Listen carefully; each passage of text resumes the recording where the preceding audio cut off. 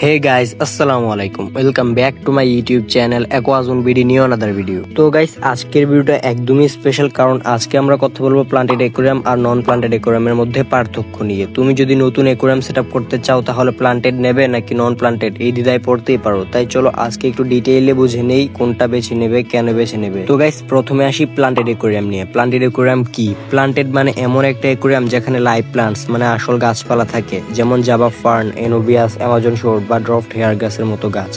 এই গাছগুলো শুধু সৌন্দর্য বাড়ায় না, বরং তারা পানির ভেতরের CO2 শোষণ করে অক্সিজেন দেয় এবং ফিশ ট্যাঙ্কের ব্যালেন্স মেনটেন করে।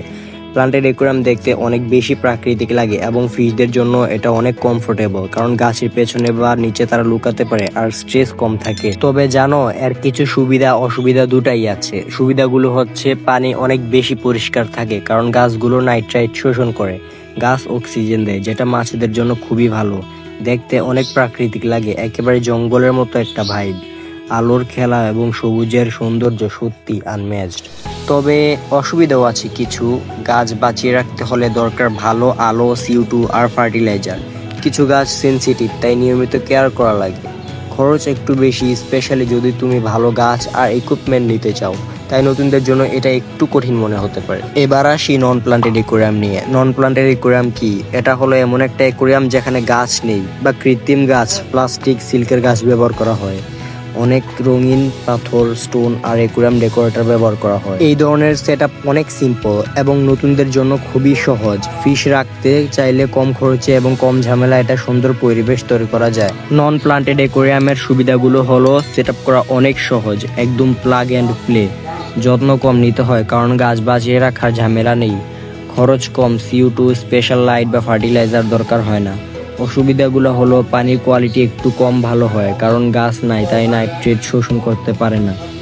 মাছের স্ট্রেস বেশি হতে পারে কারণ তারা লুকাতে পারে না বা স্বাভাবিক পরিবেশ পায় না। দেখতে প্রাকৃতিক লাগে না, কৃত্রিম জিনিস দিয়ে সাজানো, তাই একটু বোরিংও লাগতে পারে। তো এখন প্রশ্ন হলো তুমি কোনটা নেবে? যদি তুমি একদম নতুন হও আর কম খরচে একটা সিম্পল অ্যাকোয়ারিয়াম চাও তাহলে নন প্লান্টেড অ্যাকোয়ারিয়াম দিয়ে শুরু করতে পারো। কিন্তু তুমি যদি একটু অভিজ্ঞ হও বা প্রাকৃতিক পছন্দ করো তাহলে প্লান্টেড অ্যাকোয়ারিয়াম বেছে নাও। শুরুটা কঠিন হলো, একবার সেটআপ হয়ে গেলে অনেক শান্তিময় আর সুন্দর একটা অ্যাকোয়ারিয়াম পাবে তুমি। আর হ্যাঁ, প্লান্টেড অ্যাকোয়ারিয়ামে ফিশও বেশি হেলদি থাকে। তো বন্ধুরা, আশা করি তোমরা এখন ক্লিয়ার যে প্লান্টেড আর নন প্লান্টেড অ্যাকোয়ারিয়ামের মধ্যে পার্থক্য কি আর কোনটা তোমার জন্য পারফেক্ট হবে।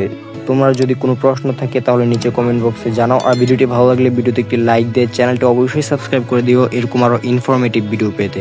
তো পরের ভিডিওতে দেখা হবে, ততক্ষণ পর্যন্ত ভালো থেকো আর ফিশদের ভালোবাসো। আল্লাহ হাফেজ।